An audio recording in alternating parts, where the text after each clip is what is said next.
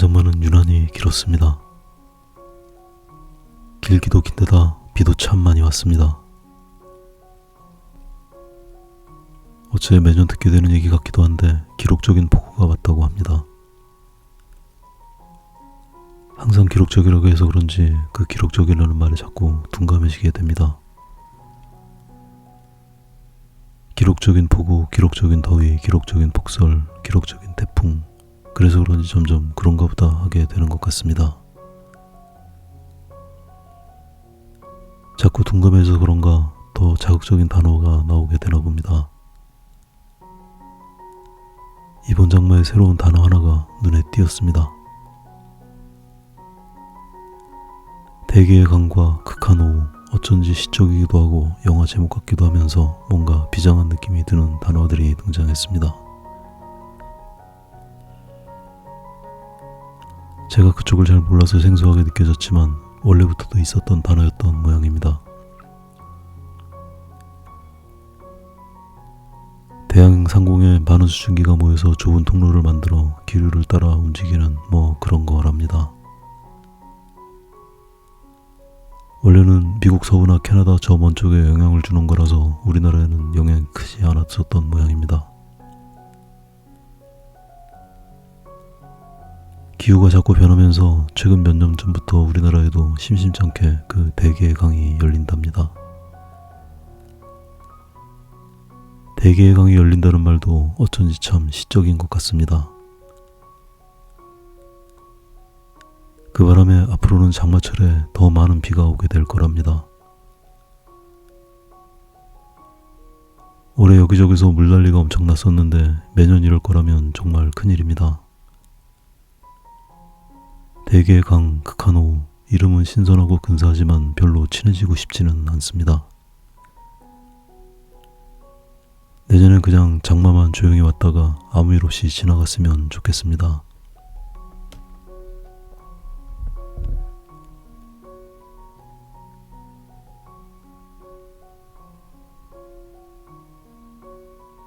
이번 영상은 편집을 좀 다르게 시도해 보았습니다.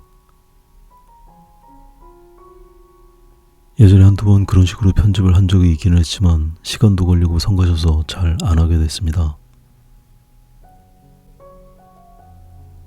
간혹 제 영상을 참고해서 그림을 그리시는 분들이 그림을 그리는 제 손에 가려져서 방해를 받기도 한 모양입니다.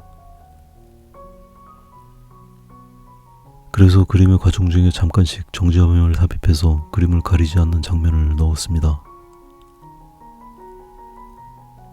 예전엔 미련하게 그 지점마다 일일이 사진을 찍어서 모아두었다가 동영상 사이에 끼워 넣었지만 이제는 좀 얕아졌습니다. 그냥 필요한 부분에 손이 그림을 가리지 않도록 치워두는 정도로 정지 화면인 것처럼 만들었습니다. 지금이 딱 그 장면인데 완전 감쪽 같습니다. 이렇게 화면이 정지되는 것처럼 보이는 게 도움이 되실지 어떨지는 잘 모르겠습니다.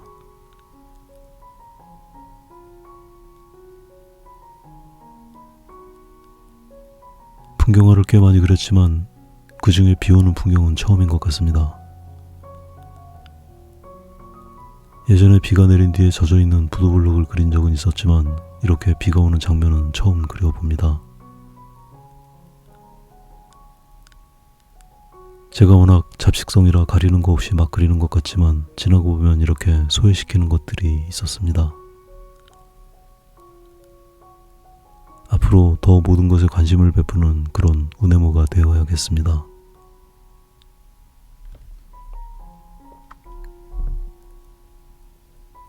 비오는 풍경은 의외로 그리기에 손쉬운 면이 있습니다.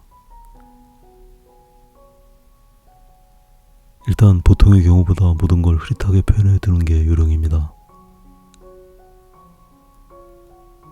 특히 멀리 있는 사물은 형체를 알아보지 못할 만큼 완전히 흐릿하게 만들어줍니다.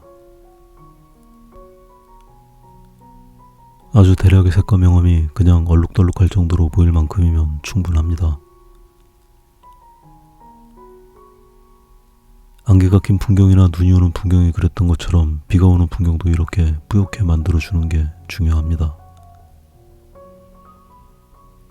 다만 안개나 눈이 오는 것보다 채도가 약간 더 살아있도록 조절하면 더 그럴싸해집니다. 그럴싸? 갑자기 너무 저렴한 단어가 튀어나왔습니다. 가까이 있는 나뭇잎도 아주 선명하게 그리진 않지만 멀리 있는 곳들과는 구별이 될 만큼 대비를 만들어야 합니다. 대비를 이루는 조건들은 여러 가지가 있을 수 있지만 이렇게 비슷한 색으로 이루어진 대상에서는 활용할 수 있는 방법은 아주 제한적입니다. 우선 뒤에 있는 숲보단 앞에 있는 나뭇잎들을 확실한 명도의 차이로 만들어야 합니다. 밝은 부분은 더 밝게 그려주고 어두운 부분은 실제보다 더 어둡게 그려서 밝기의 차이를 확실하게 만듭니다. 보통 공기원근법이라고 하는데 공기 중에 여러 불순물들 때문에 멀리 있는 것이 흐려 보이는 특징들을 표현하는 걸 말합니다. 이 그림에서는 공기 중의 불순물이 당연히 빗방울들입니다. 대상이 멀수록 공간 속에는 더 많은 빗방울들이 대상을 가리게 되어 있어서 더 뿌옇게 보이게 됩니다. 그 다음 수단으로는 앞에 있는 사물을 더 자세하게 묘사하는 방법입니다. 이것도 공기원근법의 범주에 들어가는데 가까이 있는 사물이 더 자세하게 보이는 원리를 그림에 적용하는 겁니다. 이 그림에서도 멀리 있는 숲은 나무들의 형체도 알아볼 수 없을 만큼 흐려져 있지만 가까이 있는 나뭇잎들은 꼼꼼하게 만들어주고 있습니다.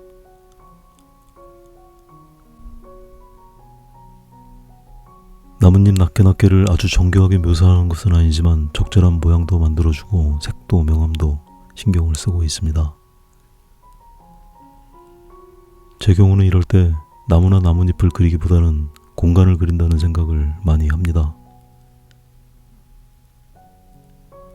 더 정확하게 제 생각을 말씀드리면 나무를 그린다는 생각은 10%도 하지 않는 것 같습니다. 뚜렷한 공간의 느낌을 만들기 위해서 주어진 대상을 적당한 공간에 배치시키고 있다는 느낌에 가깝습니다. 제 느낌을 표현할 어휘력이 딸려서 횡설수설하고 있습니다.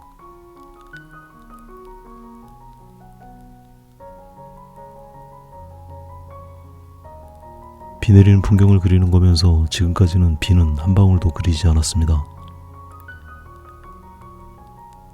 현재 상태만 봐서는 비 오는 풍경으로 보이지는 않습니다. 지금부터는 본격적으로 빗방울을 그려 넣겠습니다. 나이프를 이용해서 빗줄기를 표현해 줍니다. 나이프는 날카로운 선의 느낌을 주는데 아주 적합한 재료입니다. 힘을 조절하면서 불규칙하게 긁어내면 깊이 있는 표현이 가능합니다. 말씀드린 대로 멀리 있는 숲과 사이에 공간이 넓어서 훨씬 많은 빗줄기가 공간을 채웁니다. 선명하진 않지만 촘촘하게 선을 그어서 빗방울을 표현해줍니다. 빗줄기는 일정한 방향으로 떨어지지만 각각 굵기도 길이도 밝기도 서로 다른 것이 특징입니다. 나이프로 긁어낸 흔적들은 너무 일정해 보여서 깊이감이 떨어져 보일 수 있습니다. 다양한 굵기의 빗줄기를 표현하기 위해서 나이프로 긁어낸 흔적 위에 단단한 오일 파스텔로 세심하게 얹어줍니다. 이런 선적인 표현을 위해서는 오일 파스텔을 각지게 갈아두는 것도 필요할 수 있습니다. 멀리 있는 빗줄기들은 너무 밝게 그리면 앞쪽과 섞여서 공간감에 방해가 됩니다. 빗줄기가 구별되어 보이되 너무 선명해 보이지 않도록 정도를 잘 지켜가면서 공간을 메워갑니다.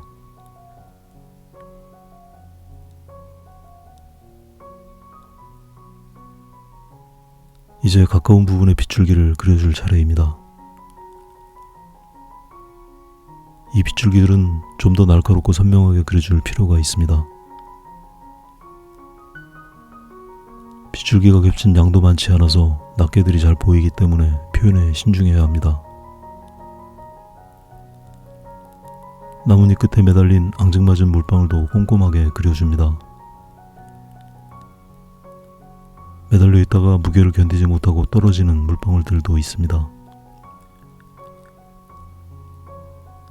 구체적으로 묘사하는 것보다는 느낌을 중요시하는 게 좋겠습니다.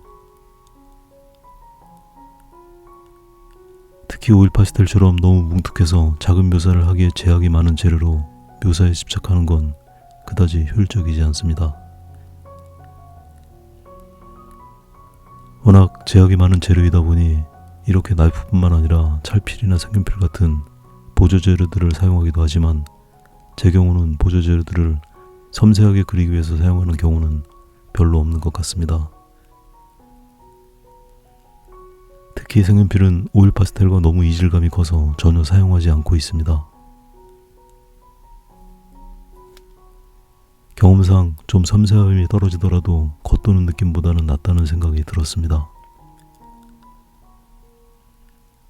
찰필의 경우는 보통 매끄럽게 색을 섞거나 얇게 도포하는 목적으로 사용하지만 제 그림에는 잘 어울리지 않아서 사용하지 않습니다.